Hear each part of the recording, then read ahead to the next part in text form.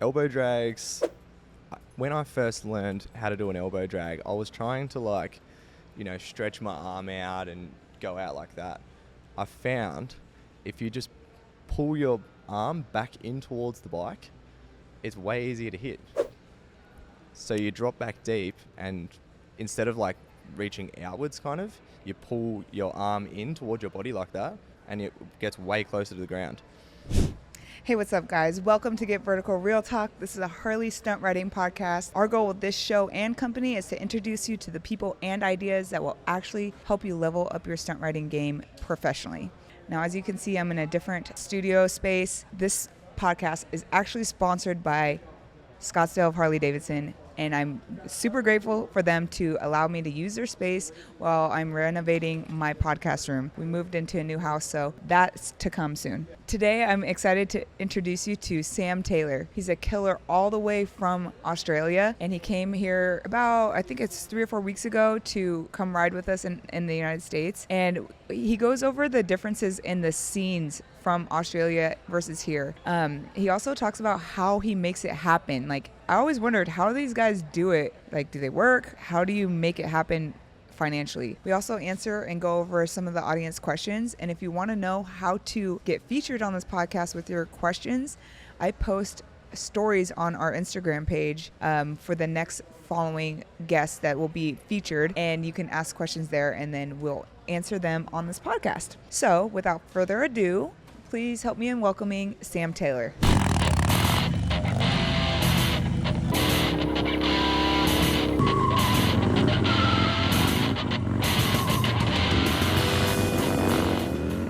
So where in Australia are you from? I live on the Gold Coast, which is Queensland.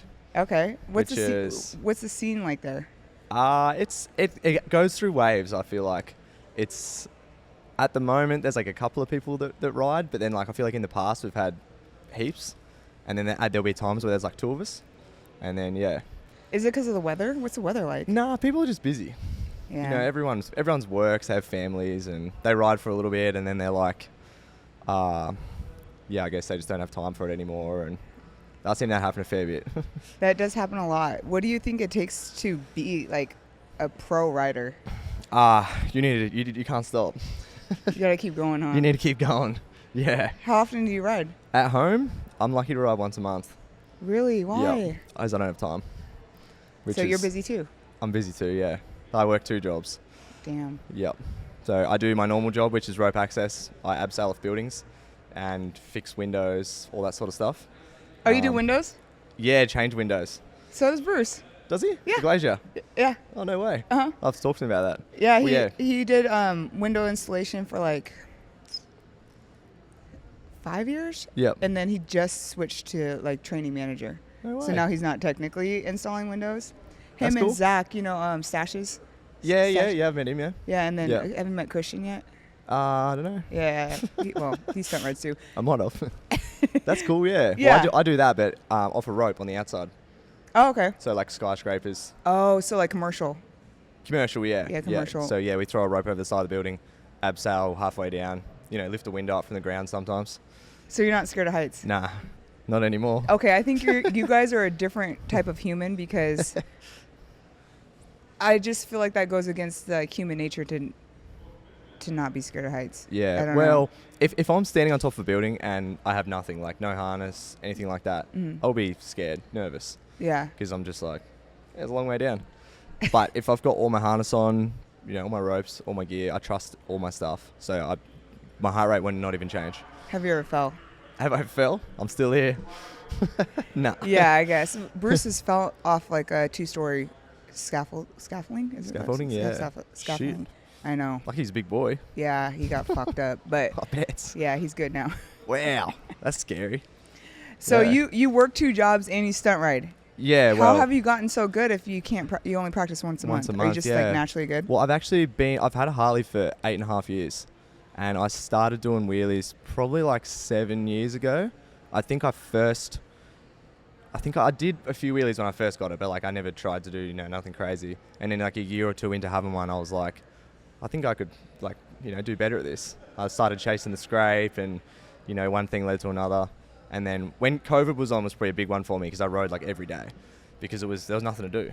We were in lockdown. We weren't allowed to do anything. So I was going out for exercise on my bike and just riding every day. And then I learnt a lot of stuff, and then riding once a month kind of maintains it, you know. I think once you have it, you don't really lose it. Yeah. So you lose a little bit, like you lose an edge, but you kind of still have everything. Whereas when I come here and I ride like every day, I feel myself getting so much better. Isn't that crazy I how lose seat the arm time? pump. Yeah, seat time actually helps. It does. It's crazy. Just making sure we're recording. Yeah, we're recording. Is this thing on? When I don't have my producer, I'm like, oh my God. Yeah. It's all up to me now. Yeah. So I get what you're saying, where you get to a certain level, then you can maintain it from there. Yeah. But what did it take to get you, when you made that mindset shift from like, okay, I want to take it to the next level? You were just doing pow wheelies for a few years, and then you're like... Yeah, well, I guess same thing. I wasn't riding that often. So where I lived in Melbourne, Australia, when I first got a Harley, and Melbourne's shit weather. You know, it's cold, it rains. That's where Russ lives. It rains, it's shit, it's no good. So, like, you're not riding that often. And I lived in the city too, so, like, I was working, and then sometimes I'd go out on the weekends and have a ride.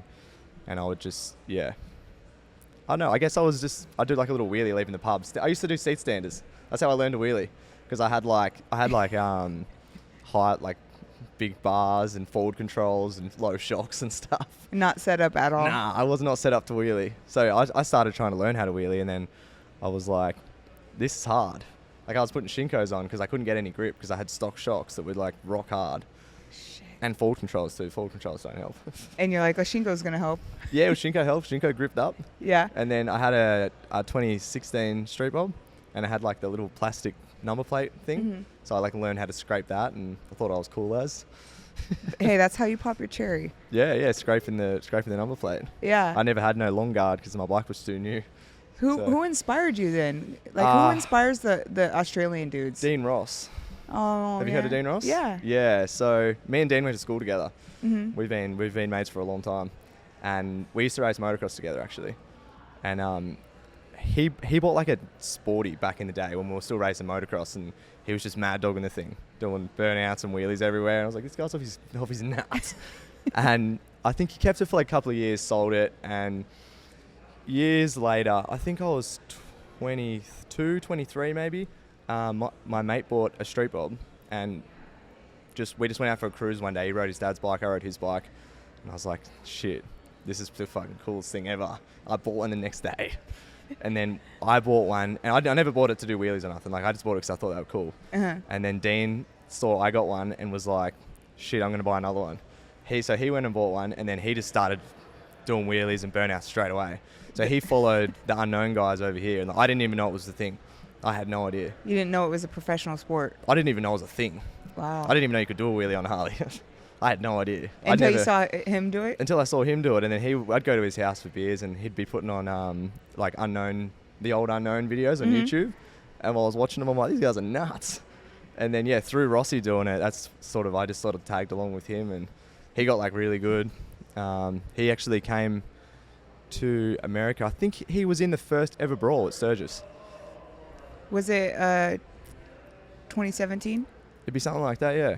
Yeah, I was there. You were there? I don't remember meeting him though. Yeah, he was. He competed? Yeah. Oh wow. I remember him saying he did like 2 wheelies and got arm pumps, so he just sat there and did a big burnout. Dude, the scene has changed so much since then. It's changed a lot since then, yeah. Back then, people were only doing burnout. There was no hand drags. No. I don't know what they were doing in the Brawl. I feel like Tallboy was doing hand drags back then. Yeah, probably Yeah. Tallboy. Definitely. Yeah, definitely Tallboy. But I don't really remember. I guess like a scrape. I just don't remember them doing very much. Yeah. But it was still like Yeah, it's sick. Yeah. sick. Yeah. I think Tallboy won that actually. He did. Yeah. I remember Rossi telling me about it. Yeah, and Joey had a bad crash in Did that he? one. Bad one. That's a long time ago. That was Joey was like 21. Yeah. He was super young. That's crazy. It's crazy how those guys are younger than me. Isn't I felt like I grew up watching them, but I'm older than them. Isn't that crazy? Yeah, it's weird. So who inspires you now? Now? Like, who do you look up to at your level of stunt riding? I don't know. Lots of people, I guess. Everyone that I ride with that's riding good. But yeah, I don't know. I don't I have like my favorite riders that I've watched forever, like guys like Tallboy. Yeah. Like, when I very first started, I think I followed like Seabear, Tallboy, and Reckless, and I was just like, these dudes are nuts. Did you feel like they were untouchable? Yeah, I guess so. Yeah. And yeah. now they're your homeboys? Yeah, it's super weird. 'Cause I feel like I'm really good friends with Seabear and Tallboy now. Like I hung out with Tallboy all last week in Denver, and we were just like hanging out. I'm like, dude, I used to watch videos of you back in the day, and you were like the man. It's That's so kind of cool. It's really cool how like once you reach a certain level, all these guys that you thought were untouchable or just Instagram influencers or you watched on YouTube, they become your friends. Yeah. And you're literally sleeping on their couch or sharing a hotel room with them. I think that's the best thing about all of this. I've made so many good friends through riding. Like, I came to America, knew no one. I'd talk to people on the internet, and they were like so welcoming. Everyone was like, you can come to my house, sleep on the couch. I'll help you with your bike, and it's super cool. I've made some really good friends over here just through riding. And you've traveled so far. Yeah. So tell me about your first time when you came to America. The first time I came here? Yeah, like what was your plan? So I bought the bike that I have now off Shaky Jake. He sold it to me. He sold it to me like 6 months before I came here. I remember he put it up for sale, and I was like, how much do you want? I'll buy it. And he was like, oh, I'll sell it to you, but because I said I was going to come 6 months later. He was like, I need the money now. I'm like, oh, I don't care. I'll send you the money now. And if you're happy to hold on to it for 6 months. And he was like, yeah, sick. So I came here, built it, like put it together in the Houston heat, which was fucked. Yeah. I was just, we come out of winter to come to summer here. So, you're used to winter and you come here and you're like, oh my God. Built it, went to Austin and met Corey. And then me and Corey drove from Austin to Vegas, and I did the Brawl. This was 2 years ago. I did shit. You did shit? Yeah. Hey, what's up, guys? I hope you're enjoying the episode. Real quick plug, I want to invite you guys to our online wheelie coaching course. This is exclusively made for Harley riders. We created a 3-stage progression method that is guaranteed to teach you how to wheelie. This is for day one learning riders. It's broken down from day one all the way to balance point. With this course, you get our exclusive members only Get Vertical app that makes it easier to access while you're at the lot practicing. You also get to join our Facebook community where we have a group experts in there all ready to help and other Harley Stunt Riders learning from each other. You'll also get invited with online group coaching with Bruce and I, where you can ask us direct questions about your progress and any struggles you're having. You can sign up at getverticalcoaching.com. Link will be in the description. Anyways, back to the show. Well, that was the first time on that bike too. Yeah, so I rode it for a couple of days, but it was not dialed at all. It was horrible. I feel like I've just got it good now, but it was this is my bad. But I took the little vacuum hose for the fuel tap off, and I forgot to plug the back of the carby. Oh shit. Yeah, so it was doing that thing where you rev it, it idles up, and then it takes ages to idle back down. So in the Brawl, you rode like that? Yeah, for ages. My whole trip I rode like that. In the Brawl, I do like a throttle hand, and because it was still revving, it was just like just going the whole way down the lot. It helped for that, but it didn't help for anything else. It was horrible. It's like turning up your idle, kind of. Yeah, kind of. Yeah, it was weird, and I just rode like that for the whole trip. Damn. But yeah, I rented a car, rented an F-150, and after the Brawl, I drove from Vegas to I came here to Arizona, stayed with Derek, and then I did a bit of a trip. I went to Ventura and rode with a few guys there. Then went up to Lake Tahoe. I stayed with Jay Brew up there, rode around the lake, everything. That was really cool. And then went back to Vegas. And that was kind of my trip. But it was sick. How long was that trip? 4 weeks, maybe? Damn, so a whole month. Yeah. Is this your second time being here? This is my 4th time now. Damn. My 4th time. In 2 years? In 2 years, yeah. Yeah, so my first time here was 2 years ago in October. So almost 2 years, yeah. And you love it here? Yeah, I love it, yeah. What's the difference between, especially with the scenes? This scene is, well, here you can street ride. You can't there? Nah. I mean, you can, but you're going to get in trouble. Are the cops dicks there? Not all of them, nah. Not all of them. Some of them are actually really nice, but I did a wheelie through town once. Someone took a video of it on their phone. It wasn't even a bad wheelie. It was just like a little wheelie. And the cops came to a house, knocked on the door, showed me their little iPad. They're like, hey, is this you? I'm like, well, I mean, it looks like me. They were really nice. They just said, don't shit where you sleep. They said, we looked up your Instagram. It looks really professional. If you keep it out of town, we'll leave you alone. So I'm like, sick. But that's just like, local police from the station. But if you get a highway patrol, that's where it all goes south. Oh, damn. So you guys can't street ride at all? Nah. And the other thing is that we ride on the left-hand side of the road, which is no good for wheelies. There's something about... So here, obviously, you're on the right. You go to the lot, you wheelie on the right. Yeah. It's easier to lean left than it is to lean right. Don't know if you've ever noticed that with the camber of the road. Yeah.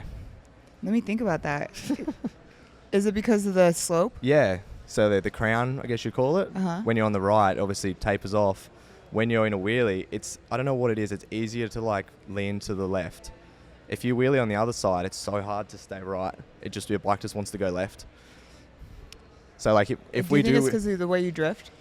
Nah, because I drift both ways. I do my natural donut way is to the right. Anyway, I obviously do both ways now, but my natural way was right. That's crazy.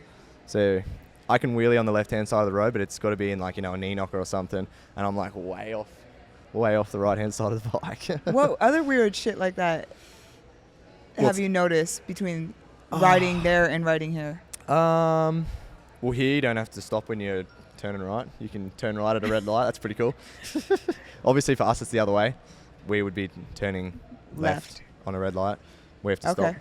I don't know. It just feels more free here. Like, I've been riding around with no plate.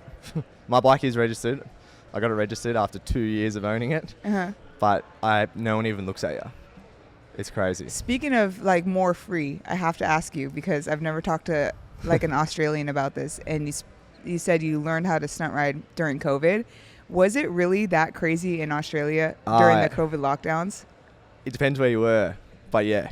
Really? Where like I was? Where total I was? Totalitarian control? Where I was, it was okay. We were pretty chill. Everyone was working from home, all that stuff. The highways were super quiet. I rode my bike like all the time. I went to work every day still. But down in Victoria, like where I used to live, they were gnarly. They were like, you're not allowed to go 5Ks from your house and all that shit. Like with sirens and shit and like telling you to get inside your house? Nah, not quite that bad. Okay, because I was watching shit on TikTok and I'm like, yeah, whoa, thank God we're not there. Yeah, I don't think it was that bad. I wasn't there. I was there once and I left. Legally. Oh, okay. You're like, I'm out of here. I was like, oh, man. I went down there for my mate's bucks party and they just went into lockdown when we got there and I was like, no. And me and my mate just drove 18 hours straight. Didn't stop. Get the hell out of here. We were like changing drivers while we were driving and paying for fuel with cash and yeah, it was crazy. Why they wouldn't let you get fuel? No, because if you paid with your card, there was obviously like evidence of you being there. And you were meant to check in on your phone everywhere you went and stuff like that. What? Yeah, so if you walked into like a newsagent to buy paper, you had to check in and say you were there.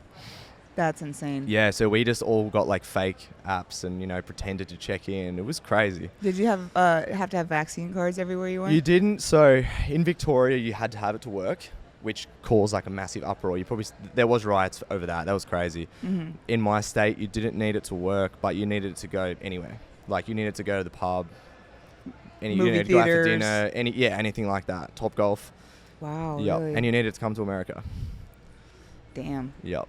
Damn. So I had to get it. I wasn't happy about it, but I literally only got it to come here. Yeah. And then after like a year later, it was nothing anymore. I was like, wow, regrets. And now you want to move here. I'd love to move here. Yeah. And you're looking for a wife. I'm looking for a wife. Yeah. If anyone wants a dumb Aussie to look after and take care of. Yeah, he can take care of me. Yeah, take care of my burns and clean my white shoes. Where would you live? I actually don't know. I've thought about that. I'm not too sure. Which state do you like riding in the most that you've rode in? Which state do I like riding in? Well, here's sick. Obviously, you have a crazy good lot here. Good scene, cool people too. Everyone's super nice, but it's really hot. Yeah. Denver was really cool. I would hate to be there in winter though, because I don't think I could deal with that cold. Lake Tahoe was beautiful up there. So pretty. Yeah, I really liked that place. I think it's expensive there though. Yeah, I could imagine. For me, everywhere here is expensive. Oh really? Is it cheap to live in Australia? It's just our money's worth nothing here. So if I gave you $1 Australian, it'll be worth 66 cents US. Yeah. Oh, damn. So every time I buy that's a big difference. If I buy a beer for $10, it's $15. What's tax like there? I feel like tax here is worse. I always thought tax here was better, but I get taxed like 33%, I think. Income tax? Yeah. Oh, damn. And then you have GST, obviously, on everything that you buy, so that's another 10%. Oh, damn. Yep. That's crazy. So you like riding here better, though, obviously, I because love you riding came here, here 4 times. Yeah. So I actually booked this trip just to ride. I didn't know the Brawl or anything was on. I just was like, because I'm so busy at home, life, everything's happening. I was like, I just want to go there, just chill with people and just ride my bike and just have fun. Yeah. Ride every day. So that's why I booked a trip. I was like, fuck it. Just a sale came on, booked a flight. How much is it? If you just get a normal flight without a sale, it's like $3,000 return. But I got these for $1,300. Round trip? Yep. That's a deal. Yeah, it's good. How long's the flight? It took me 12 hours. That's not bad. Brisbane to San Francisco. That's not bad. Yeah, it's not bad at all. It's really... I didn't even sleep. One of my friends was on the flight and we talked shit the whole way. And then I got here and you go back in time. So I flew out of Brisbane at 10:30 a.m. Got to San Francisco at 6 a.m. on the same day. Damn. I fucked up. I didn't sleep on the flight and then I got there and we stayed up all day. I was awake for like 30 hours. You're going to be jet lagged when you get back home. Yeah, probably. Coming here, I don't really get jet lag, but going home, it's a little bit. It's not too bad. Yeah. And then you go straight back to work? Maybe. I actually quit my job. To come here? Nah, at home, I got a van at home. Mm-hmm. I got a bed decked out in there, fridge, like a bit of a camper setup. So bikes, all that. I'm going to do a bit of traveling when I get home. Yeah. And just live the life. Yeah. How do you fund everything? Fund. Yeah. Work. Just like, when you come here, do you work? No. I do side hustles? Especially if the government's asking. No. Oh. Nah. I've never made any money from coming here. So the Brawl is the first time that I've got money. Well, I haven't got it yet. We need to work that out. Yeah. Because I'm not a citizen and I don't have a bank account and I'm not legally allowed to make money. Got it. Everything's under the table. But yeah, it literally just work at home. Like, I work so much. So you just stack up all your money so that you can do these trips? Yeah, pretty much, yeah. I sort of pay for it in advance a little bit. So, you book your flight a couple of months before it, and then if you're going to rent a car, you pay for that before you come, and then you just throw some money on your travel card, and then you get here and you're like, you spread the money out, so it's not so bad. Yeah, it doesn't hurt as much. That's good to know because people want to know how you do it, you Yeah. know? You know what really fucking blows? This LEXIN P5 Advanced Smart Tire Pump. It blows up to 150 PSI. So when you guys see me giving you free smoke all day, it's because I got my LEXIN P5 with me and I'm able to change my tire anywhere I go. It's super compact and it could fit in your backpack or your saddlebags, and it also doubles as a phone charger. It's super fancy, comes with a digital adjustable setting that you just set and go. So loosen the pressure and get yourself a LEXIN P5. And you can use my discount code GETVERTICAL for 15% off lexin-moto.com. Like how do you even make this lifestyle happen?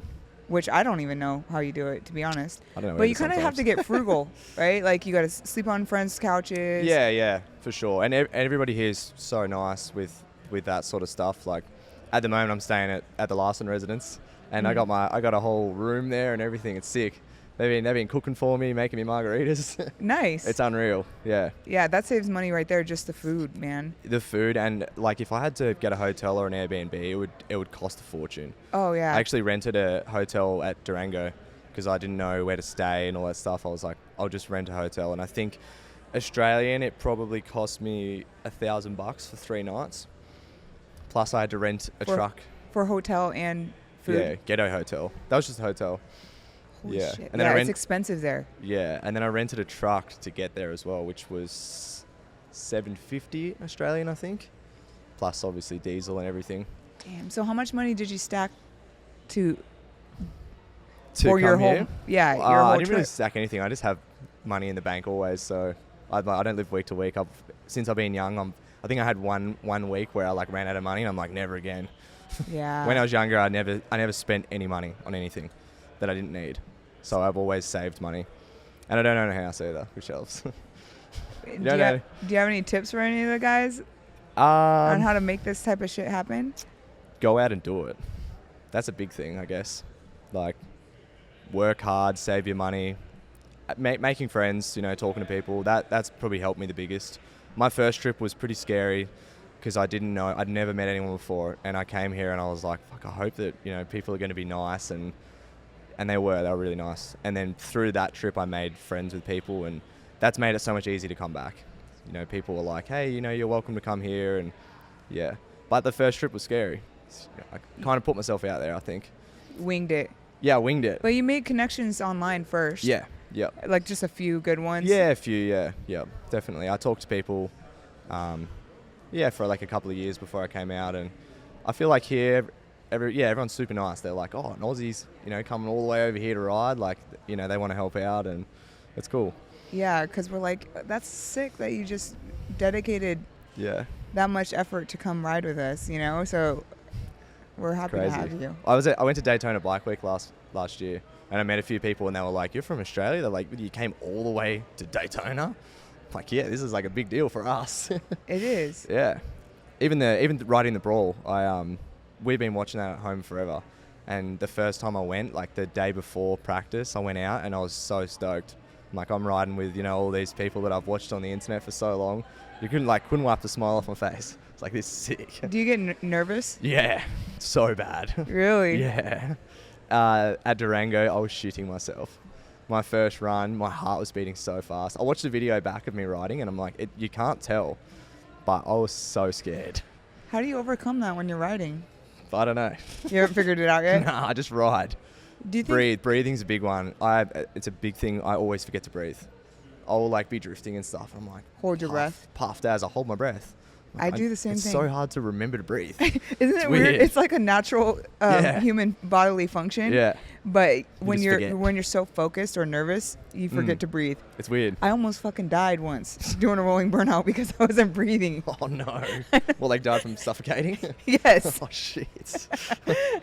That's wild. Well, you forget, I don't know how you forget to breathe, but that happens. It does happen, yeah. I think you're just so focused on what you're doing that you just tense up. But yeah, the nerves is crazy. I don't it doesn't make sense to me why I get nervous, because we rode practice before. I did a practice run in practice. I was like, all right, I'm going to hit this, do a drift there, and I sort of mapped it out in my head.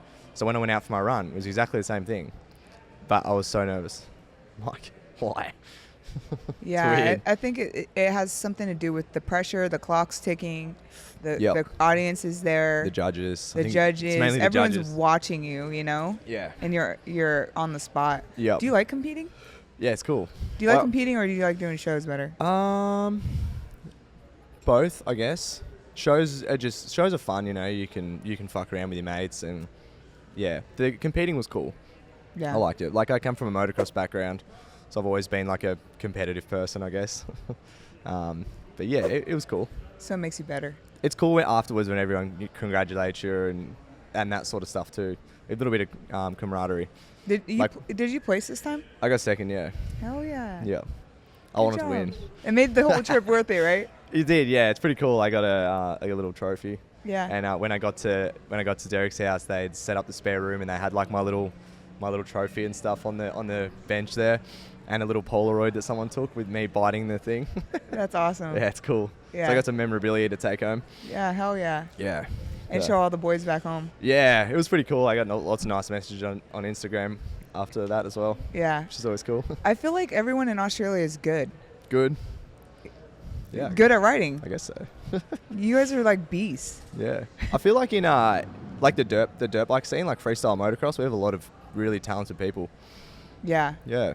A lot of X Games gold medalists and stuff like that come out of Australia. BMX as well. I wonder why. I don't know. Elevation. The no elevation? the elevation. Yeah, I don't know. Not sure. Yeah. Because we have a small population compared to America. Australia's a big place. It's huge. It's honestly not much smaller than the States. But we have 25 million people. That's crazy. That's crazy. Yeah. So you started in motocross, you said? Yeah. How long have you been riding motorcycles? I've been riding since I was 10, actually. Your dad getting you into it? Yeah, I grew up on a 6,500 acre farm in South Australia, a wheat and sheep farm. And I was never allowed to have a bike. I don't know. I don't really know why. I think maybe my dad couldn't afford it. I'm not sure. I didn't get a bike till, I was 10 years old. And then the first time I ever rode a bike was on a motocross track. And I'm shitting myself. Didn't know where to go. He taught you? Yeah. That's He cool. taught me, yeah. So me and I got two brothers. We sort of all did the motocross thing. Yeah. Competed against each other? Yeah, when we were younger, and then they both sort of stopped, and I kept going with it. Did you get any good at it? I was okay. Yeah. Not not like pro level, but yeah, I won like a little regional championship in C grade. That's Yeah. cool. So Yeah. you've been on the bike life basically your whole life then? Pretty much, yeah. Since I've had like, been in my working life, I've always worked to buy bike parts and bikes. Yeah, it's I feel like the bike life, once you're in it, it's hard to get out of it because it becomes your identity. Yeah, but it's so good. Why would you want to get out of it? True that. Yeah. Although I see a lot of people transitioning to cars, and Seabear actually told me with age comes a cage, but I don't see myself doing that yet. Yeah, I think Cars are expensive. they are more expensive, but I think Yeah. it's because it's like safer. Yeah. Yeah. Because I think that's why we transitioned from sport bikes to Harleys. Not that it's safer, but it's just, I don't know. I feel like it is, maybe. Yeah. I haven't ridden many sports bikes. My mate lent me one at home, and I was, riding it down the motorway, and it feels like there's nothing between you and the road. And then you get back on the Harley, and you've got this big, heavy thing between your legs, and you feel safer. Yeah, you It's the feel same more thing. grounded or something. Yeah. It's Have weird. you ever wheelied one? A sports bike? I wheelied that, but it was weird. It was way too fast. Electronic throttle and stuff was scary. It's so touchy and like, I was like, I don't not like this forgiving thing. at all. Nah, I didn't like that.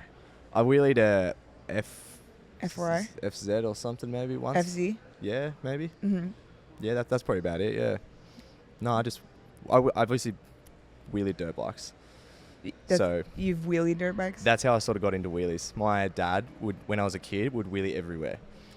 Oh, really? So your Yeah. dad's into it? Yeah, he was like Wheelies? he was like that guy that he had like an old KTM 450, and he would just stand up wheelie the thing over the horizon.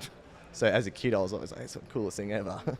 And I learned how to wheelie on like my YZ85, and I used to flip the thing all the time. And when I was racing motocross, I saw a photo of Twitch, Mhm. and he was parked up on like an old RMZ against the graffiti wall, and I thought it was the coolest thing I've ever seen. So I dedicated like ages to learn how to do that. How to park it? Yeah, me and my mate would go riding, and we'd spend 10 minutes at the end of every ride just practicing wheelies. And we had a race who could hit their guard first. Do you I think I beat him just. We like hit it at the same time. Do you think that helped you with Harley wheelies? Definitely. For sure. Yep. Because you already knew your back brake and. Yeah, knew the back brake, I guess, and what it feels like. The Harley was different though. Like back when I learned, there wasn't heaps of people doing it. Like I had Rossi at home, but he would just tell me, he's like, just don't be a pussy, just tip back. I'm like, what do I do though? And he's like, I don't know, just tip back. He didn't. That was help his me. advice. Yeah, that was his advice. Yeah, which I think in his head that's genuinely all he does. But I struggled to. It took me ages to learn the Harley. Just like the big tank falling back, and on the dirt bike too. I used to pull the clutch in to like hit the guard so I didn't stall, which I don't do anymore. But I did that on the Harley too, and it kind of fucked me up. Because I would, get to balance point and then pull the clutch and then just like drop back real aggressively. Your natural reaction was to pull in the clutch. Yeah, it was weird. And then it took me a while to get out of that habit, because I obviously wanted to learn how to hand drag and all that stuff. And I'm like, well, you can't pull the clutch in to a hand drag. That doesn't work. Do you feel like when you're learning how to do anything in stunt riding, it's a constant breaking bad habits? Yeah, I guess so. Yeah, or breaking habits and teaching yourself new things. New ones. I like to learn things slowly. I know there's people out there that, they just like send it to the moon first go and just have a crack, but I learn things differently. I will like go bit by bit and just do it slowly until I get it. I don't want to crash. But it's like kind of worked for everything that I've done. So how do you learn how to wheelie? The Harley? Like mentally? Mentally, I don't even remember. I literally started doing wheelies when I was probably like 15, maybe younger. What about on the Harley though? Like, On the Harley? did you bit by bit like break it down like that? Yeah, so because I had the bike set up with the forward controls Yeah. and the ape hangers and stuff. I You're just just kind of working with what you had. Yeah, I was working with what I had. I was doing seat standers down the road, and I guess I just got higher and higher, little bit by little bit, and then I started trying to do sit downs, and I couldn't do them because it would just spin. So that's when I went to the Shinko, and I started doing them, but yeah, it was no good with the forward controls and everything. And actually, not long after that, I had an accident. Me and my mate were out riding, and I don't really remember what happened, but I was doing wheelies, and like I'd do like a wheelie, stop, do another wheelie, and I stopped, and he ran into the back of me. He was on a breakout, like hit me pretty hard. On the street? Yeah, we were like out in the hills, and it broke my back in 3 places. Oh, shit. Yeah, but they actually wrote my bike off. So I got a new bike from all that happening. So I spent a few days in hospital. Insurance or what? Yeah, insurance, yeah. Yep. He hit me too, so it was I don't know, it was a bit of a weird one. Don't really know what ended up happening with that, but I got a brand new bike out of it, and when I got that, I was like, all right, I'm going to set it up to, you know, try and do wheelies on it. So I bought like big 11-inch risers and like straight bars and a Lucky Dave seat. And yeah. Is it the same bike you're riding now? I just sold that bike like 3 months ago. Damn. I had it since 2018. So what are you riding back home? I have a 2003 lowrider. Tell me about your setup a little bit. My setup's actually pretty simple. I got 8-inch thrash and risers with the aggressive mid-bend bar, which I chopped down. And when I chopped my one at home, I didn't know that the throttle side was shorter because of the flybar wire. Oh. So I chopped them the same both sides, so my bars are... Oh, no. But like, I don't notice. You got used I to just it. ride it, yeah. It's all twisted and stuff anyway. And my bike at home's stock. I no motor work. I have the Mikuni Carby, the Twin Tech. I have a Lucky Dave seat that's not gripper, so I'm always slipping around on the thing. And yeah, that's... What about a chain? Belt. No? Belt still? Yep. Where do you cut your fender? Well, my bike at home is longer than my fender here. I don't even know, honestly. What do you like, long or short? I like short. You like shorter? Yeah. Because like with the big hand drags, head drags and stuff like that, it's easier. The deeper you go, the easier it is to do stuff. And if you're like in here riding in the streets too, you want to be able to drop back and slow down and not have to worry about hitting it by Yeah, accident. you don't want to worry about hitting it. Like I feel like just doing like a scrape was a cool thing 5 years ago, but now it's not as cool anymore. So I'm like, I don't really care about just doing a scrape. Yeah. Yeah. But my bikes they're not set up crazy. Pretty basic. I ran stock levers for like 8 years. Really? I only just on this trip bought a one finger and Damn, dude. yeah. And I'm like, it's a game changer. Why didn't I do this years ago? It is. Yeah. What about so brakes? Easy. I have a big disc on my bike at home. Here, I have the stock front brakes, and they're shit. Is it hard? They don't work. They don't work at all? Nah. I can barely do a stand-up donut. The thing just goes forwards. Oh, shit. I got to when we did the drift across, I was coming in, it was like a pretty long straight to the first turn. I was like 4 fingers on the thing trying to stop. Slow it down? Yeah.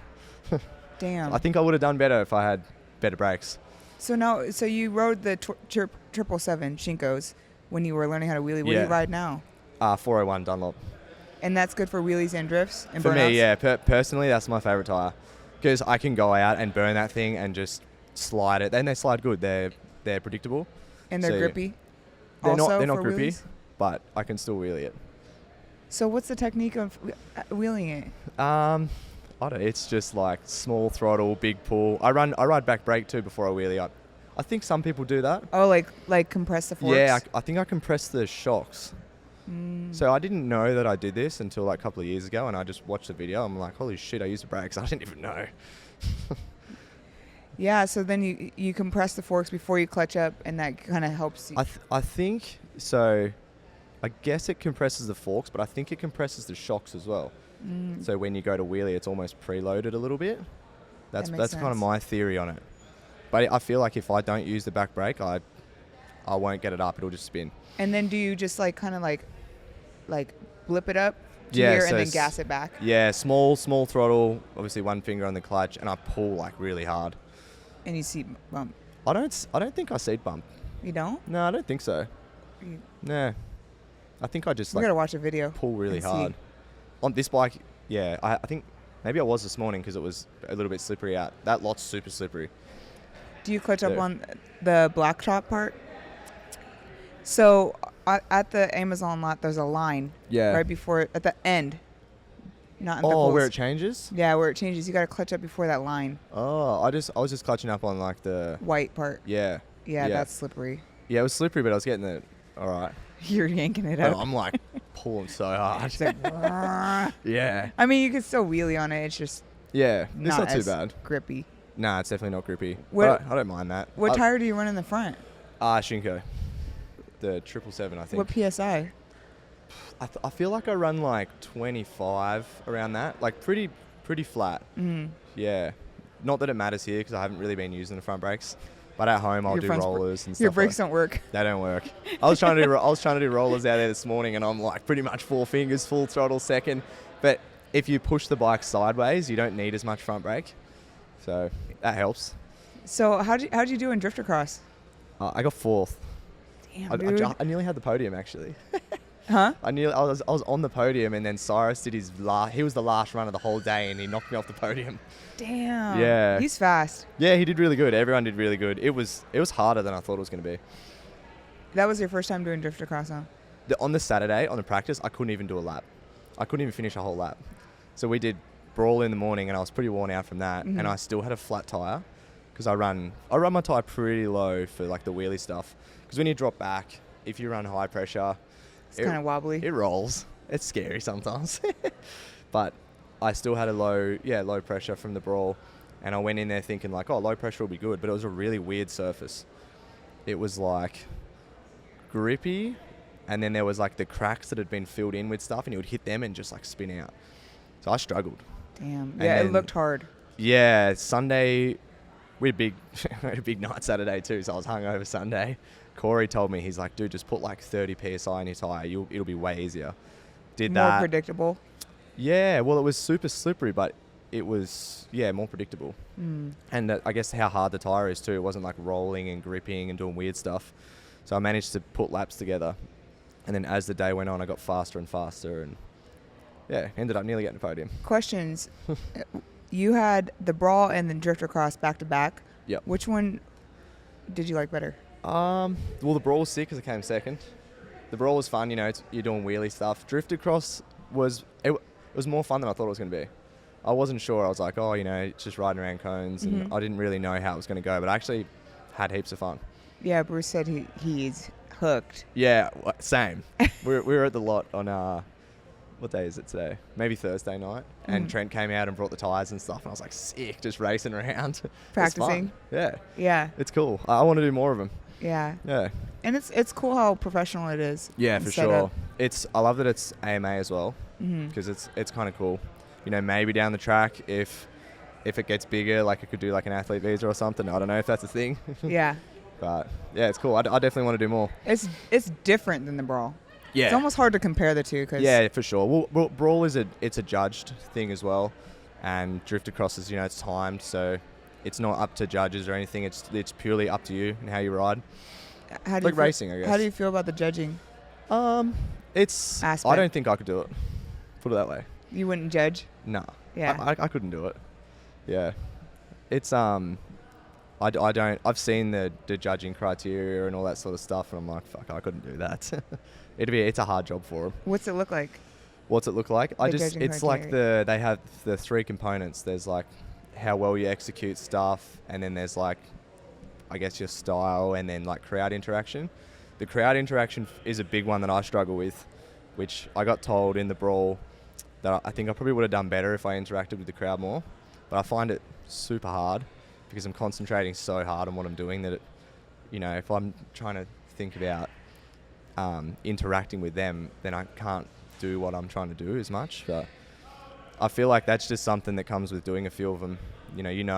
For next time you're like, oh, I'll do a big burnout and point at someone and you score better. Okay, I seriously cannot be the only one that does not trust insurance companies. Don't you feel like they never pay you what you deserve for your accident? That's why I always call Law Tigers. They're specialized motorcycle attorneys. Yes, there's a difference between motorcycles and cars. That's why you need to call Law Tigers, because they are the experts and you are not. And what's dope about them is you don't have to pay anything out of pocket. It comes out of your settlement. So if they don't get you paid, then they don't get paid. And the best part is once you call them, they take care of everything for you. You don't have to think about it at all until you're signing the paperwork saying case closed. Don't let these insurance companies screw you over. Call Law Tigers and tell them that Drea sent you. If you're local to Arizona, call my boy Jay. I'll leave his info in the description below. I struggled with that though. Well, I think it's like two different type of riding. There's some guys that are super show riders. Yeah, for like sure. really good at interacting with the crowd and just engaging with them, but they might not be as technical. Yeah, for sure. It's hard. I feel like it's hard to be both. Yeah, definitely. Jason Poland's both. Yeah, that guy's crazy. He's both, but he doesn't enjoy competing. Yeah. So it's, you know. Yeah. I feel like some of the guys out there are really good at that, like Corey and Dom, and like they're putting on a show, but they're riding crazy at the same time. Whereas I feel like I ride technical, but yeah, I struggle a little bit with the doing the showman stuff as well, because I'm just in my head, I'm like trying to do the best that I can do. Have you ever tried opening your modular? I don't have a modular. Oh, you don't have? Oh, you're gonna need a modular. I kind of want one. So I don't interact with the crowd when I do shows, but as soon as I open the modular, I realize that they can see my face. Yeah. And so I'm like, okay, you have to smile. Yeah. Like or else you're gonna be like, I don't know what I do with my face when I'm riding, but like I know. I feel like if I had an open face, I would be smiling the whole time. Exactly. And carrying on then doing dumb shit. you actually look at the audience. Yeah. And it makes them connect with you more because they can see your face. Yeah, for sure. Whereas it's easy to like hide behind your helmet when you have and I wear sunnies in my helmet too, so I mean, if you can see someone's eyes, you can usually tell if they're smiling and that they're happy. Yeah, they're happy, but because I got the sunnies on, all you can see is like these purple lenses and hair and and it also helps with my nervousness. Yeah. So maybe you should try that. Maybe, yeah. Even if you try smiling in your helmet. Yeah. It changes. It helps. It helps, yeah. Give it a go. Yeah, it's a psychological thing. You can't be upset or nervous or anything when you're smiling. Yeah. You know? That's true. It's true. I used to say that to people if they were like really upset. I'm like, you smile. You can't be unhappy when you're smiling. Yeah, that's so true. It's good. You got to smile. What other mental management type of things like that have you learned through stunt riding? I don't even know, really. Because you do the breathing technique where you breathe to... I don't. I should. You should. Oh, yeah. Corey does that. Not you. It wasn't you. You were talking about you don't breathe. I need to. Corey's actually the one that told me to do it. We were riding in Austin, and I'm like, I'd go out do some drifting, and I'd come in, I'm so puffed, and he's like, dude, you need to breathe. You're not breathing. And I was like, really? And then I went and rode again. I'm like, holy shit, I'm not. He was the one that like opened my eyes to it. Yeah. But I still don't do it. Yeah. Yeah. It's hard to remember, but if you're nervous, if you sit on your bike and breathe before you go, like maybe your run. I do that now. Like I'll sort of take deep breaths and kind of try and slow my heart rate a little bit.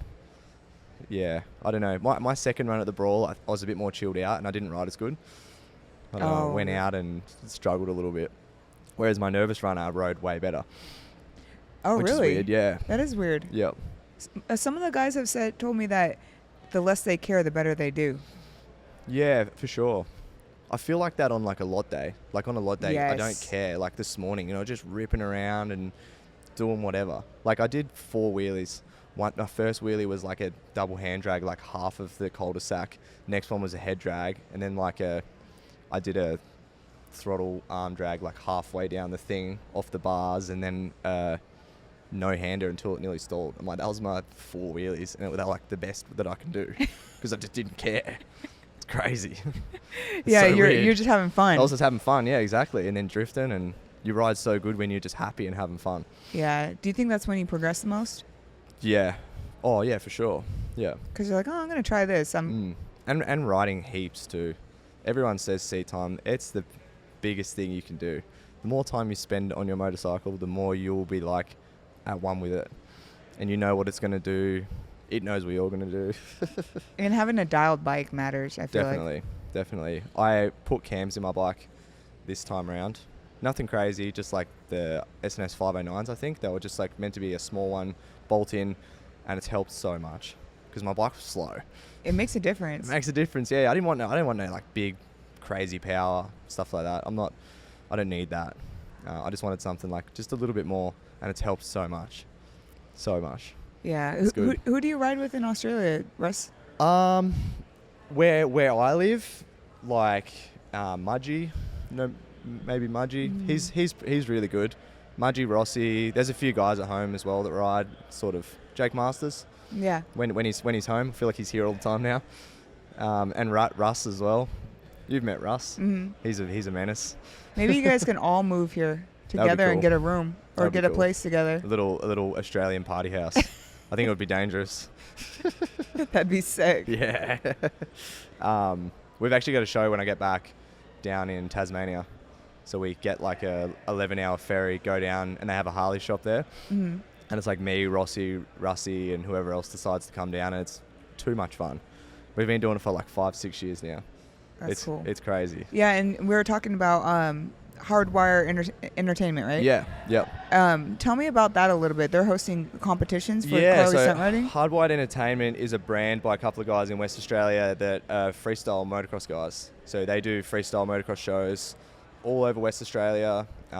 Braden, the main guy, he rides for Freestyle Kings, travels all over the world doing shows. He got a Harley. He must have got a Harley a few years ago, started doing wheelies, and then he set up, or the boys, the three of them, they set that whole thing up. And we travelled, I drove 47 hours to get there. It was huge. Damn. But it was sick. They, I guess they set it up kind of like the Brawl, but different, like different judging, different style of competition. So they did, 12 people got invited. We all got paid, no matter where you placed, which was pretty cool, because they're from freestyle motocross background. They didn't want us to, go there and ride for free, essentially. So he treated it as a show. He invited the people that he wanted to invite. Everybody got an appearance fee, no matter where you came. And yeah, so 12 people invited. The first run was qualifying for top 8. So you did your first run, qualified to top 8, and then the top 8 did another qualifying run. It's kind of like the Brawl, a minute and a half, 2 minutes, and then they took top 4 from that, which was myself, Mudgy, Dean Ross, and Harrison Beatty. And once you hit the top 4, there was 3 different components. We did a best trick, a speed and style run, which was actually really cool. It was like, I think there was like 2 or 3 cones, and you had to like race to the first cone, drift around it, to the last cone, back to the second cone. But if you wheelied in between the cones and did a trick, it took time off your run. So like the harder the trick, the more time it took off. And I think I like double hand dragged between one of the cones, and they were like, we don't even know how to score that. We didn't even have that on the list. And then the last run was just like a minute freestyle run.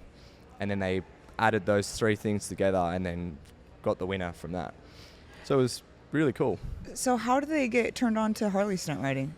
How did they? Well, Braden started doing it, I think, and he does freestyle motocross, and then he bought a Harley, and he does work with a Harley shop over there. He's into that shit. So he's into it, yeah, and then he met us all, and he was just like, I'm going to put something on. How the fuck do they have money to pay you guys to come out to compete? Sponsors.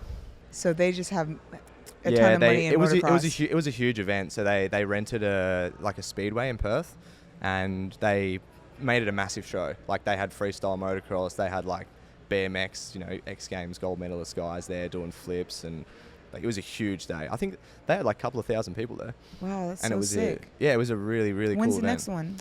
I think he's going to run another one next year.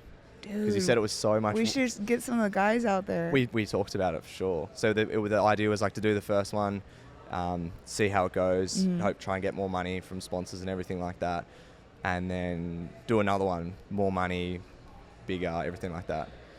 So I want to go. Yeah. Just to be there. Maybe I'll podcast or some shit. It was sick. It was honestly, it was one of the best days I've ever had. Bruce would love to compete there. Yeah. I would love to bring over heaps of people. It would be sick. Oh, let's plan it. Yeah. It was a really good day. And it was a crazy good spot too. It was almost too big. How's the pavement there?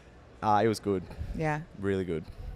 That spot was honestly perfect. There was like a tiny camber for water runoff, but you didn't even notice it. Oh, and it was that big. If you like drifted one way, it didn't even matter. Yeah, it's just a huge open lot. But we've filled the whole way around with people.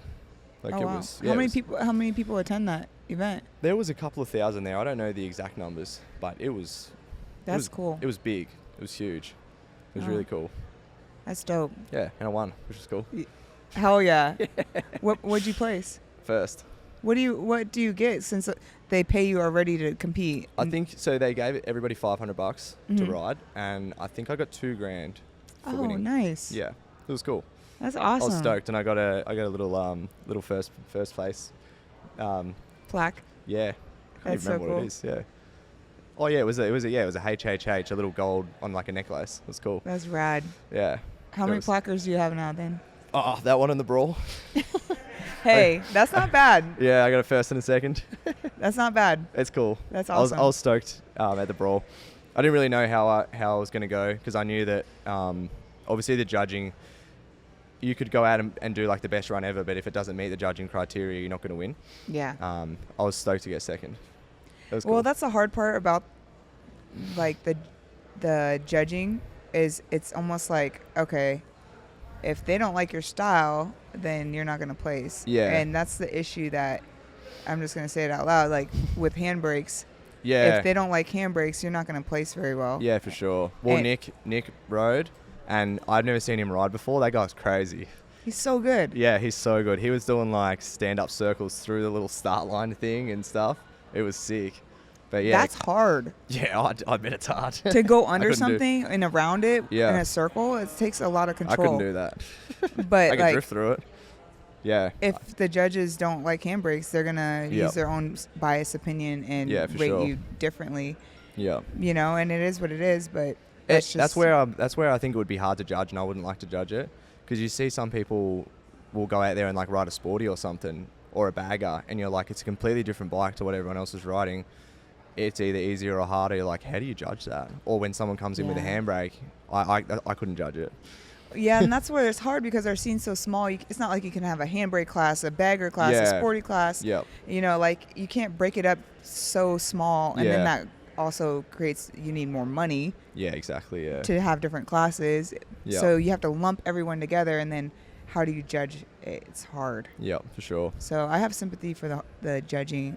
Oh yeah, people that judge. I'll say that right now. I ain't ever judging. Yeah, no matter what, someone's gonna be mad at you. Yeah, exactly. Yeah, for sure. That's why I got no hard feelings against the judges or anything because I wouldn't like to do it.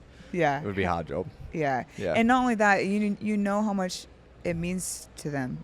Yeah. To the people competing, you know. Oh, for sure. If you've ever competed before in your life, you should know. Yeah, definitely. That it's not just like something that you can not care about. Yeah, and definitely. have compassion, like. Well, and I mean, I didn't book this trip for that, but once I found out that was happening, I did like put a bit of time into, getting my bike set up and paying the money to rent all the truck and everything. So I definitely cared. Like I wanted to do well. Yeah, you put a lot of emotional effort into it. Yeah, and I rode like every day before it in Denver. I rode like by myself too. Yeah. So I had no one to ride with a couple of days. I was like, fuck it, just going down the back lot by myself. Yeah.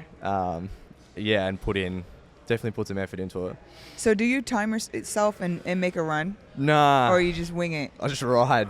And usually when you're at a lot, some people will go to a lot and they will just like wheelie and there'll be someone drifting in the cul-de-sac and I can't do that.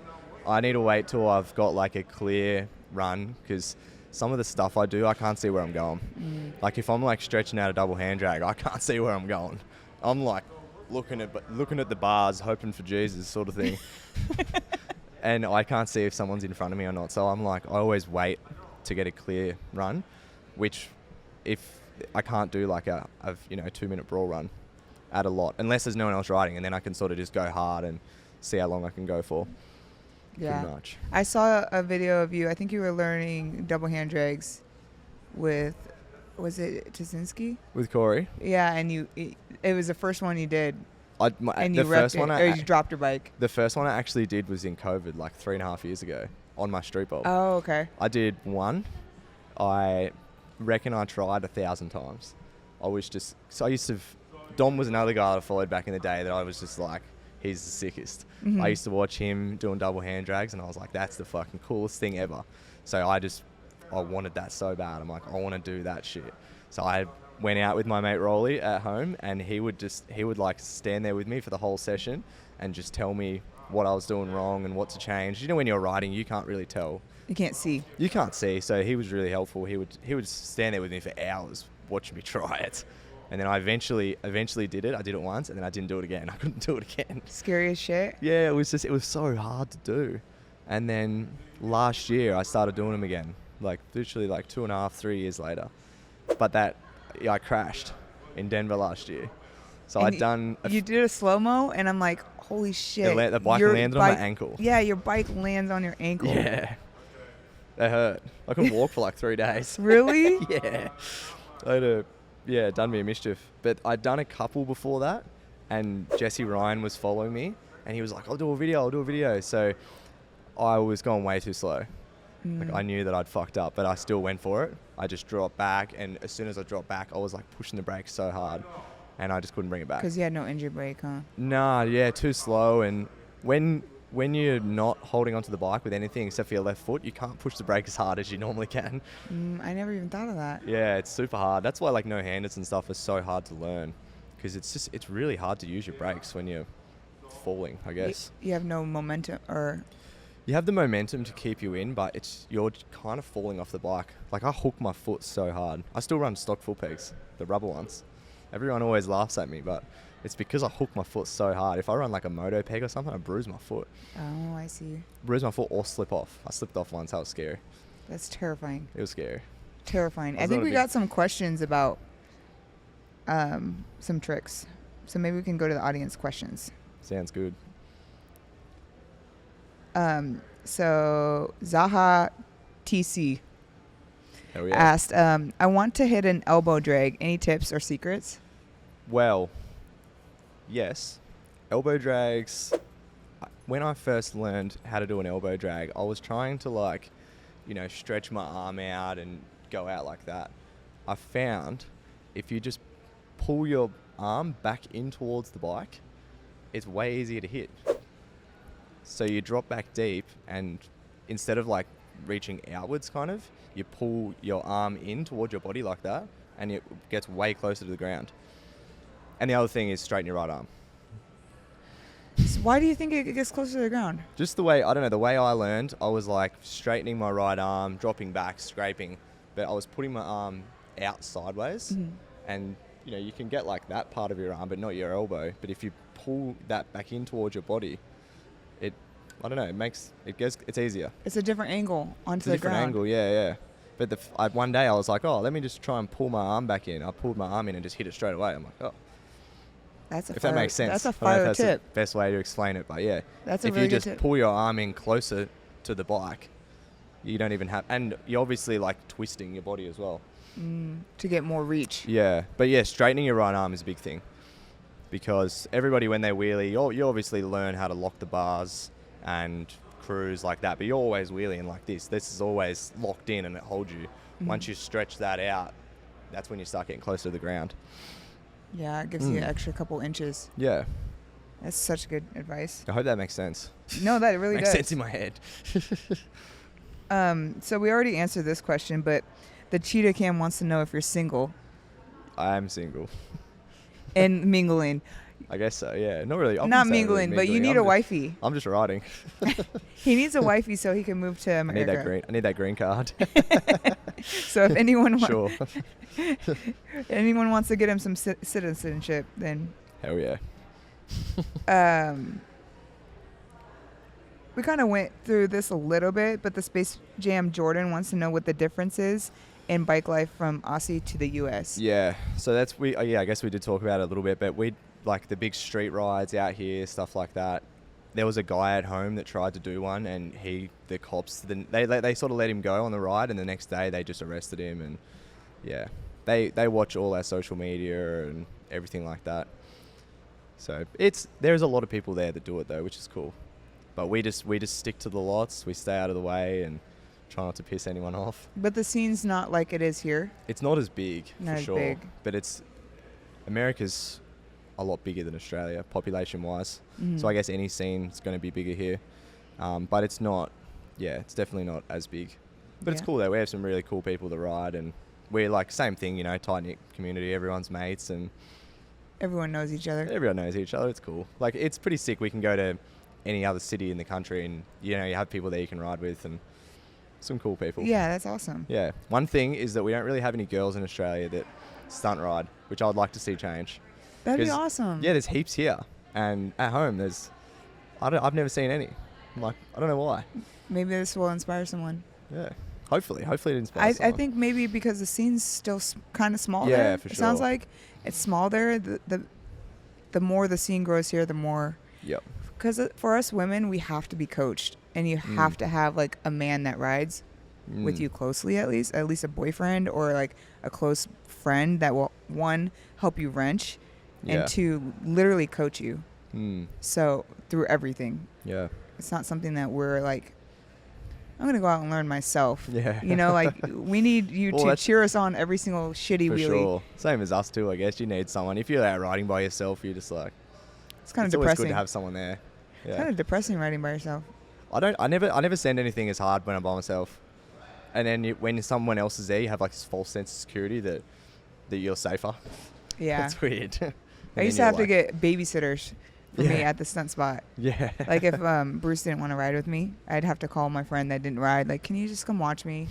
Just to make sure, like, if the bike falls on me. If you crash or something. We used to ride by ourselves so much back in the day, but I guess we weren't doing as crazy stuff as what we are now. Yeah, the scene's changed, especially for Harley stunt riding. Definitely. It's getting crazy. Like we were saying in the brawl, the first brawl, like, I don't even know, maybe Tall Boy was doing hand drags, but not even anyone else. I literally can't even remember. I remember Tall Boy always doing sick hand drags from like, he was one of the first guys I ever followed, and he was pretty much what inspired me to want to do like big hand drags, which ended up leading to doing head drags. Yeah. Just like the coolest style. Yeah. I was like, just that's the sickest thing you can do on a bike. Yeah. I wonder where it's going to go from here. Where do you think it's going to go? I don't know. I've sort of thought about this, and I'm like, there's some things that I want to do, but I've kind of half tried them, and I'm like, I need to put some time into that. Cause like what? You ever watch like those Brazilians riding them bikes? And yeah, me and Sammy always send each other videos. Yeah. Where they're in flip-flops and like no front tire. Like, and they're doing crazy like, shit. There's some crazy shit. They will like hook their leg underneath their handlebars, and then they're like laying on the road and stuff. Insane. I kind of want to do something like that. I don't know. They are on smaller bikes though. They're doing on those massive BMWs. Have you seen that? Yeah. They're wild. They have nothing to lose though. They have nothing to lose for sure. And I've seen them do it, and they will like stall it and come down, and they're just like laughing and carrying on. And sometimes they'll even have they'll be two up with two dudes on there doing some crazy tandem shit. Yeah. And like I wanna like in my head I have like a goal to do something fucking crazy like that. Something crazy. Something you don't know yet. Something like that, like a double hand drag, head drag. I feel like it's doable. I've seen a few photos of my double hand drags lately, and I'm like, I'm getting closer to the ground. But you got this. Yeah, I don't know. It's like a maybe ride every day for a year and then just send it. I know I said earlier that I'd take things little bit by little bit and don't crash, but that one might be like a see what happens. Kind of have to send it on shit like that. Yeah, I guess so. Just commit. See what happens. You know? Yeah. Commit, and hopefully we come out the other end. Yeah, I know, right? Let's see. Call Me Caillou said, how are you going to get Twisted Teas to Australia? Well, my little brother lives in LA, and he came home for Christmas last year and brought a 12-pack with him. Really? Yeah, he's a man. You guys don't have Twisted Teas, though. Nah. But you like them? I love them. It's bad. Oh, so you guys just have to smuggle them then? Yeah, I guess so. I don't know why they don't have them there. I guess they'd mission importing them or something. They're probably too unhealthy for Australia or something like that. So. Oh. But it's kind of cool because then I come here and I'm like, hell yeah. Every time someone picks me up from the airport, they always got Twisted Teas for me. That's cool. My mate that's Jose good to know. picked me up in San Francisco at 6 a.m. and he had a Twisted Tea for me. I was like, oh, fucking when in Rome. Right? Yeah. So that's what you've been surviving off of? Yeah, I've had a few. Derek had a heap in his fridge and they're all gone now. I owe him some more. Right? They're so good. Well, it sounds like they're taking care of you over there. It sounds like that's your bedroom. Yeah, I've claimed it. Yeah. When I got in there, Rusty stayed there last time and his sticker was on the fan. So I put my sticker next to it. Go, marks my territory. Yep, exactly. Drop Back Jordy wants to know, why are your risers so tall? I don't think they're that tall, are they? I don't know. I got to look at your bike. I They're never really paid attention. They're 8-inch. They're 8-inch with a... Actually, they are. You they reckon? do. I was looking at Maybe it it's this when morning. I ride. How I ride. Thought they look taller, but I'm like, Mm. they do look taller. I run the Lucky Dave seat because it's lower cut as well. So you're like lower in the bike. So maybe it looks, I guess they are kind of tall. I don't know. I like the look of it. I think a Harley looks cool with big risers. Yeah. My old bike, I had 11-inch risers and they were way too fucking tall. You were like, and I used to wheelie drift that thing like that. I guess when you're riding it, it doesn't look like they're Yeah. under you. It's way comfier, for sure. Higher. Really? Yeah. I don't like the low bar feel. I prefer. Even with drifts and stuff? Yeah. I don't mind it. I kind of sit over the front of the bike when I drift, and Oh, I see. it's not bad. Over your bars. Yeah, I feel fine. I see people running. I think I just like the look more than anything. I don't really like the look of the low bars. I like the high, wheel turned outwards, big chromies. Are aesthetics over function I more guess so. important to you? Like the look of your bike more important? I like a good looking bike. Yeah. I love my original O2 paint job. It's beautiful. Yeah. My poor bike at home is it's an 03 anniversary blue one, and I got hit by a car a few months ago. So my tank's all stoved in, and I've just covered it with stickers. It was You a got sad hit by day. a car? Yeah, I was lane filtering, and a car turned through, so I just went straight into the bull bar. Yes. You're obviously good. I'm okay. Yeah, I was just banged up, bruised. So and is their split my insurance going to finger. get you a new bike? No, well, apparently I was at fault. What? Yeah. The cops told me that you're allowed to lane filter, just not where I was lane filtering. I'm like, fuck, man. Oh, well, fuck. He gave me a fine, a $500 fine. Are you fucking Yeah. serious? And it was a young girl that I ran into. Uh-huh. At the scene, she was like, she goes, oh, my car's fine, there's not a scratch on it, and then just left. And the cops rang her and told her it was my fault, and then she's been chasing me up, like, oh, you need to buy me a new bull bar. I'm like, you're a piece of shit. I left it in an ambulance. My Damn. bike, yeah, it was rough. Your bike, The just the tank is fucked up? Yeah, I broke a few things, like it broke the clutch cable, like wires, all that sort of stuff, levers, smashed my pipe. It was pretty shit. I was just cruising, and we were at a place called Rockhampton. They had Rocky Nats, so like a big burnout event, Australian burnouts. Uh-huh. Hell yeah, brother. I just went for a lap around town, and I was literally from like here to the desk away from getting back to where I was going, and that happened. Just slammed into the bull bar. Damn, dude. Yeah, it was shit. At Yeah, least my it poor didn't bike. happen before. Hey? At least it didn't happen before the... Yeah. Oh, my poor bike though. Oh. I'll fix it one day, but at the moment it's just stickers and yeah. But Stunt yeah. bike. Oh yeah, that's You it. know. That's it. But I do, yeah. In answering the question, I do like a nice looking bike. Yeah. Yeah, for sure. Are you going to ever get a bagger? I don't know. At home, we never got like the old baggers at home, so the only ones we have there are imported. Oh, really? Yeah, we only got them from like 06, 07 or something. So like the new big heavy ones. Damn. I'd love to get a bagger one day just to cruise on and do big burnouts, but I wonder if you can get one imported. yeah. So Like they've, a O2 or something. they've changed the rules on us last year. We used to be able to import bikes, and now they've made it you can import it if it's 25 years old or if it has ABS. So none of these old shit has ABS, so we can't import our old bikes anymore. Really? Yeah, it sucks. What's their laws on exhaust? Just the noise, really. None of them are legal. But yeah, obviously it depends what cop you get. I've been pulled over and told off because my bars were too high. They have a measurement from the lowest part of the seat, I think, to the bottom of your handlebar. And there's like a legal measurement, and our bars aren't even that high, and they were illegal. They measured it? Yeah, they measured it. Are you fucking kidding me? And then the cop told me that he bets that I couldn't go out on the road and do a figure eight with those handlebars because they're too high. Fuck righto, brother. Right? You want me to? I'll do one. That's funny. Yeah, they're pretty crazy with all that stuff. Mirrors and indicators and... Yeah, I got in trouble. Wow, because my really? indicators were too close together. Yeah.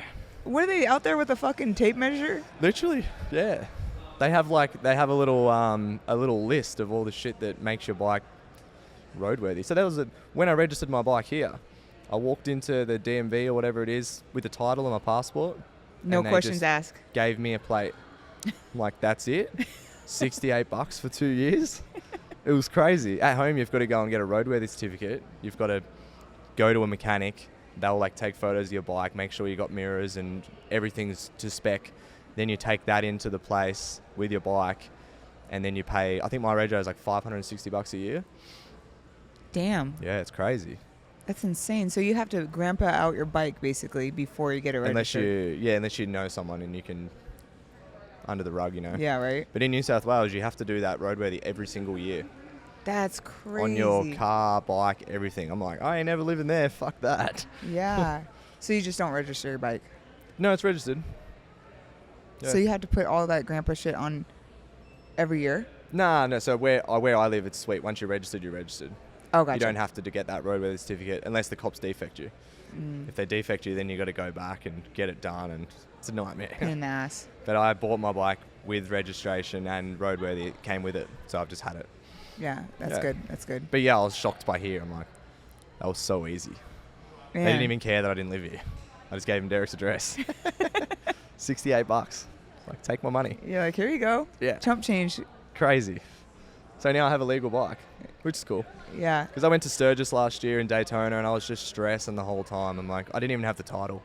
Like, if they impound your bike, it's gone. They tried to impound it in Daytona, and we just begged them pretty much. We're like, please don't take it. We went and got a trailer and trailered them out. But it's nice to know now that I can ride around and not have to worry about that. Yeah. Yeah. So you basically live at Derek's house. At the moment. At the moment. Sorry, Derek. You wouldn't consider moving to Arizona? I reckon I would live here. I mean, honestly, it's only hot for like 3 months out of the year. Yeah. And after that, it's perfect. You can ride. You can. Yeah, you can winter's nice here. The winters are nice here. Really nice. Yeah. I'd live here. It's always riding weather. Even in the summer, even though it's hot as shit. Yeah. Like everyone wakes up. They're so dedicated. They wake up at 6 a.m. and ride at the lot, you know? Yeah. So you can still get it in. It's just hot. It's hot at home as well. It's just a different heat where I live. It's the crazy, humid sort of shit. Yeah. So we'll go out. We'll ride in summer as well, but we'll just be like drenched in sweat, and you're just. It's miserable. Yeah, like the temperature's not as high, but it's hot. So I can deal with that. Yeah, I don't know. I don't really like riding in the heat, but. Yeah, I don't like riding in the cold, real cold. I know. I need it perfect temperature. It's got to be I don't like cold or. Fair weather rider. I don't like riding in the rain. Yeah. At home, I have my van, so bike goes in the van, goes to the spot, bike comes out, goes back in. Yep. I got my fridge and my beers and my waters and call it a day. It's good, yeah. This is the most I've ever ridden on the road. Damn. But it's cool. Because you don't have a van here. I don't know. Why do you rent cars if you have your bike? How do I rent cars? Why do you rent a car? Well, to go to like Durango and stuff, my bike wasn't registered, and everyone told us the cops were going to be like super strict this year. So, and like I got a suitcase, I got all my camera gear, everything like that too. Like it would just be a mission riding. Yeah. I feel like a dyno wouldn't be that comfortable to ride 6 hours either. Yeah. That's a bagger job for me. Yeah, exactly. True. But that was I went from Denver to Durango. Beautiful drive. So pretty. Amazing. It was crazy the whole way. I was just like, holy shit, another mountain. They're everywhere. Yeah. I know. The drive from Arizona to Durango. Yep. I've never done it before. Yeah. So pretty. I couldn't even believe it. It's actually a similar distance as well from Denver. Oh, really? Derek was saying it took him like 7 hours or something to get back. It's like, Wait, I think it's like 8 hours from Denver to 6. Oh, 6. But it's like windy roads the whole way. And on the way back, it was just like traffic through the mountains. It was crazy. I'd love to go camping in Colorado. Yeah, it'd be really cool. Like, not go to a rally, like actually enjoy it there, you know? Yeah. That's why I do that at home. It's good to have a break from the bikes sometimes. And what do you do outside of bikes? Work. Besides work, do you have any other hobbies? Work. I do videography and photography. That's like my second job.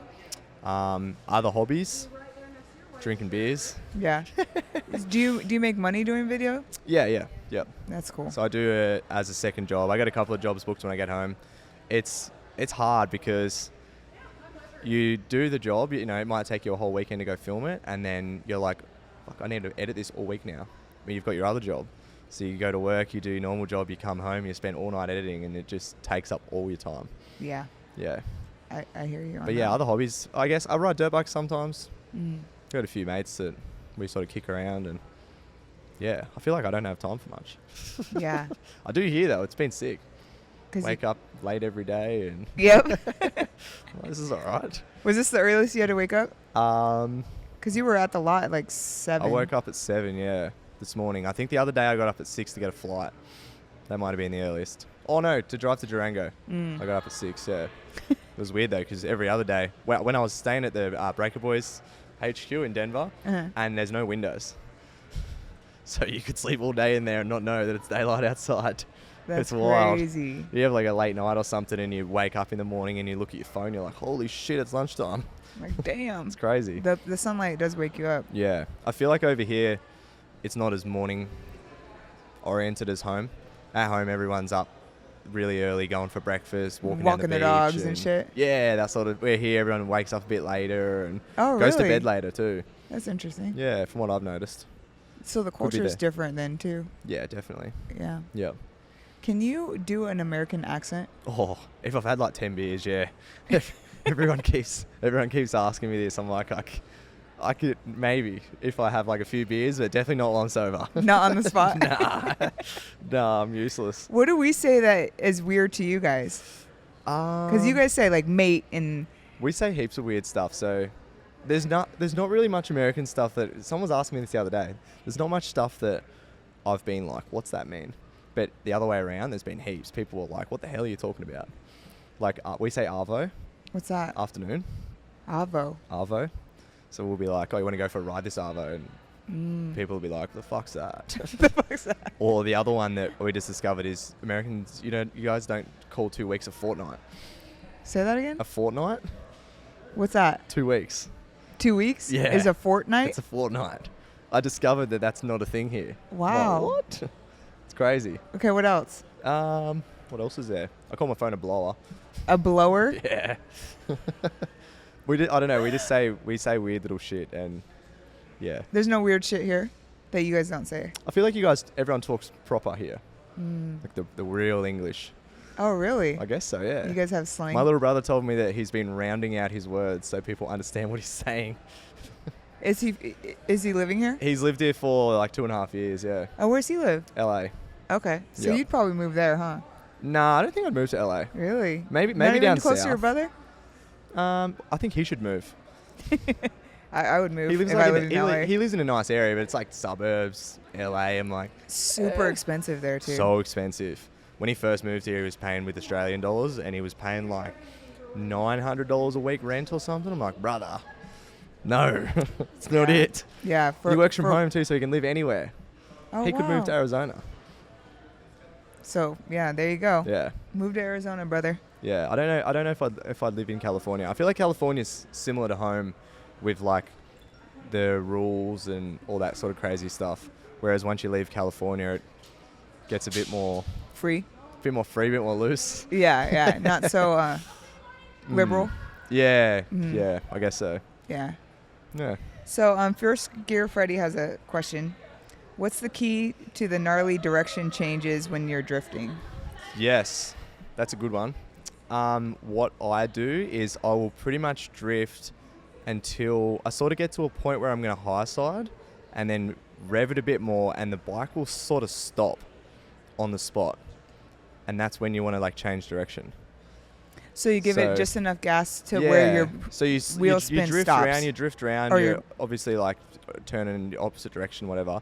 And what I do, I sort of get to the point where I'm going to high side, but I don't high side. I lean inwards, and then you rev it up, and the bike will kind of stop. It's a weird thing, but it will sort of stop, and then when it stops, that's when you can flick the other way. But if you're going like real fast, it will never work. Well, it will, but not as easy. So you give it so much gas that your tire stops. So much Or not gas, but stops, it's still yeah, spinning, but- also at high side point, pretty much at the point where like you're either gonna tip over, or How do you you just even kind of fucking stop. learn that? I don't know. So someone was doing them over here. I can't remember who was doing them, and at home I'm like, fuck, that's sick. I want to learn that. Took me a fair while to learn them. Like I feel like now I have them pretty dialed. Like I can I was doing feet up ones this morning actually. I've never done them before. Sick. That's kind of cool. Yeah. But it just practice. Everything that I can do, I've practiced so much. Like the double hand drags, I've done thousands of them to the point where they're easy. Like when I learn something, I'm like, I want to do it that much that I have it forever. I'm not going to lose it. So Yeah, you have to. I have a hole in the back of every one of my helmets. Really? Yeah. Hey, you should hang that up as trophies. I have like 3 or 4 of them, and they all have holes in the back. That's I'm funny. like, fuck it. Speaking of helmet drags, Still Gray Production wants to know when you're going to get some drone shots Some drone shots. Yeah. Of the FPV helmet or drag. that would be cool. That'd be sick. Where is he here? He's out in California, I believe. Oh yeah, sick. I need to get my bike out to California somehow. Yeah. That'd be cool. Yeah. That'd be sick. I've always wanted a FPV shot. I actually started flying FPV myself because I've always wanted someone to film me, and then one day I just bought one and learned how to do it. I'm like, this is sick.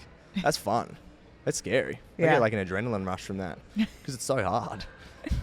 I bet. It's wild. They're crazy little things. But yeah, I'll be keen for that. So I got a shitload more questions. Oh, hell. I know.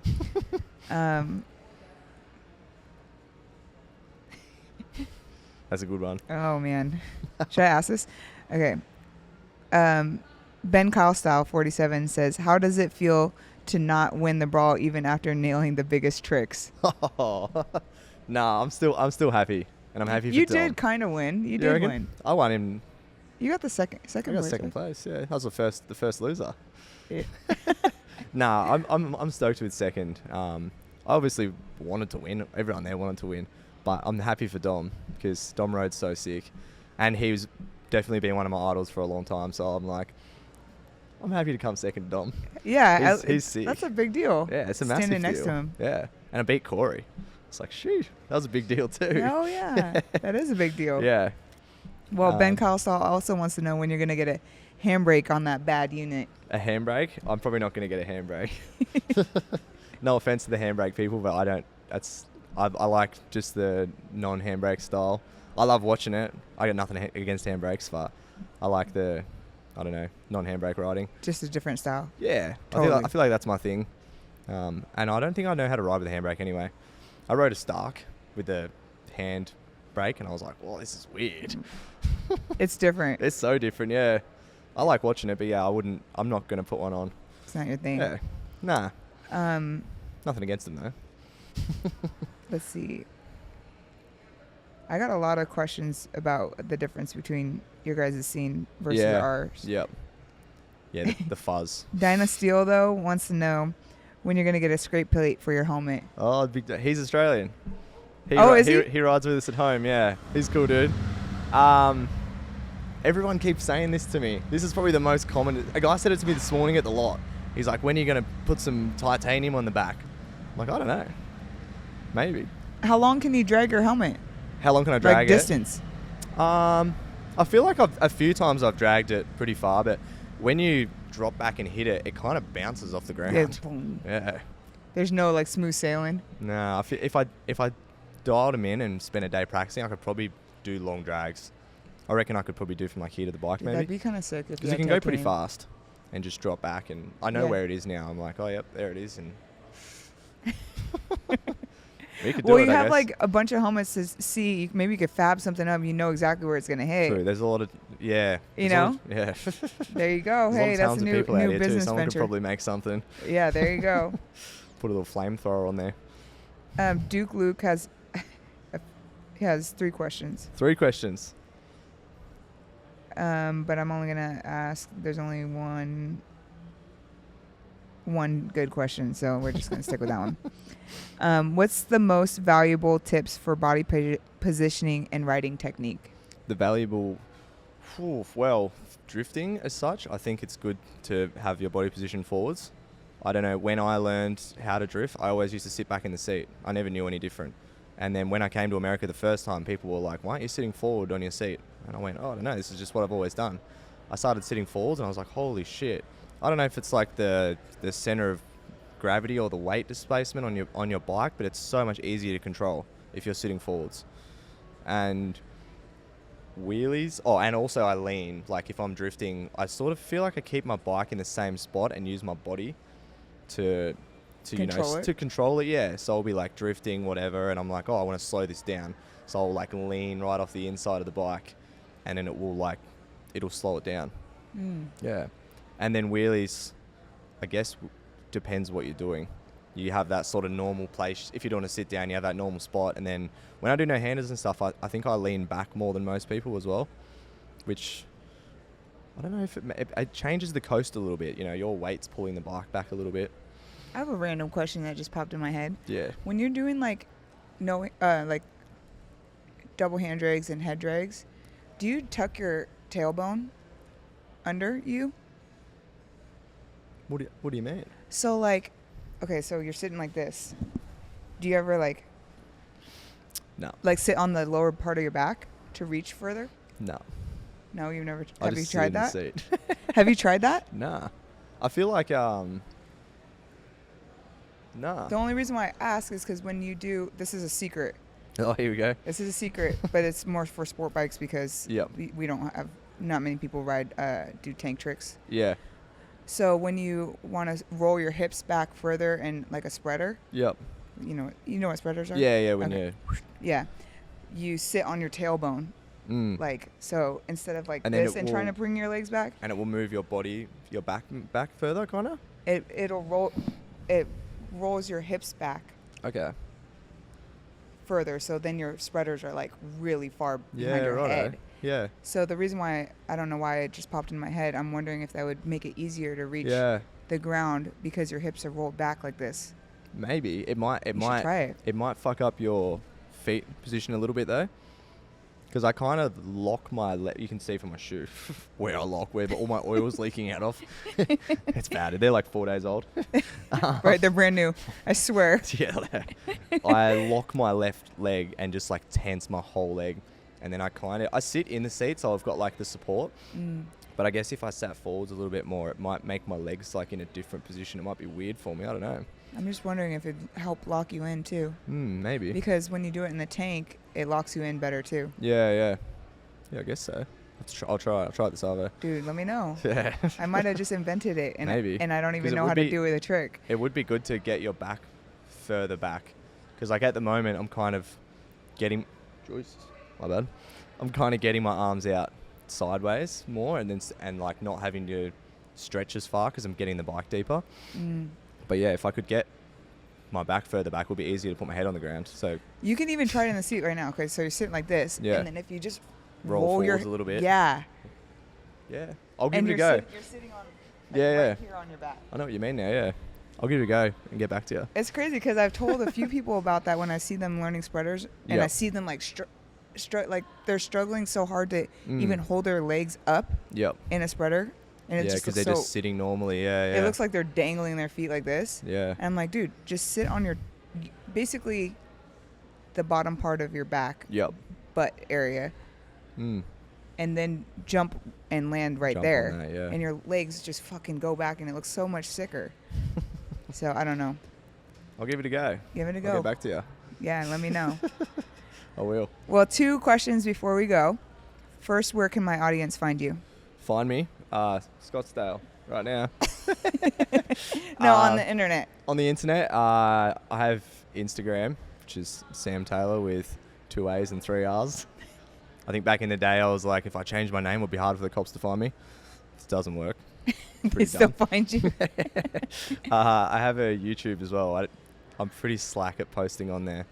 I did a couple of videos from this trip, but I kind of gave up halfway because I was like, fuck, it's so hard to concentrate on writing and filming everything. It's a lot. It's a lot, yeah. And then you've got to spend like days editing it, and I do it sometimes, but Yeah. Instagram's like the main one. I'll just post stuff on there, and yeah. Maybe you can just post on shorts on YouTube too. Yeah. You know? Oh, the shorts, yeah, for sure. I Do need that. Do the same post to. Yeah. on both. I made a TikTok too, but it's every time I post Harley stuff on there, they delete it. They suck. Yeah, I heard they're. Yeah, TikTok sucks. Yeah, I had to get off that shit. Oh, I don't use it. I go on there sometimes, post something, come back, it's been deleted. Sick. You're like, It'll oh, be like a show or something in like it'll be legal and they'll still delete it. It's crazy. Damn, that's crazy. I Yeah. guess China doesn't like wheelies. China. Nope. Okay, But so yeah. my last question: what impact do you want to make on the Harley stunt riding scene? What impact do I want to make? I don't know. I just want to be the dude that's out there having fun, and I guess bring more fun to it. I see a lot of people now that are riding and they're having fun and not taking it as serious, and I like that. Yeah. And I guess I want people. There's a lot of people that want to do the things that I can do as well, and I want to help everyone. And it's sick to see other people killing it and coming up. And Do you yeah. think you're someone else's like dom? Yeah, it's weird to think about. I guess so. Yeah. Do you think someone's looking up to you right now and like Maybe. man, I want to be like him. Like, Yeah. that's sick. I guess so. Yeah. I sort of don't really ever think about it, but it's pretty cool if that's because Well- I obviously started out watching all these guys and thinking like, fuck, that's the coolest shit ever, and now I'm doing the same stuff, if not more, and yeah, it's cool. What would you say to that dude? Go for it. Do it. And another thing, people always, like, when I was learning, I always asked a lot of people questions, and a lot of people never really had the time to reply. I always like to try and help everyone as much as I can. I'm not gatekeeping no knowledge. Yeah, so they can shoot you a message if they need Yeah, help. anyone can shoot me a message, yeah. That's for awesome, sure. dude. Yeah. Oh yeah, well it was sick sitting down with you and Yeah, talk. thanks. I don't think we ever actually talked before. I never talked to you. Nah, well, we only met at Durango last weekend. Yeah, exactly. I only met Bruce then too. Yeah, Yeah. but I never really got a chance to talk to you because Yeah. you're so busy and Yeah, you know, there was we're a fair doing bit going on. I was very hungover that day too, so I think I spent most of the day like in the grass next to the tree. recovering. Yeah, this is my life while I'm over here. I'm on holidays. Well, enjoy the rest of your time here, dude. Thank you. Thanks for meeting up with me and spending time with me. Thanks for having me. Cheers.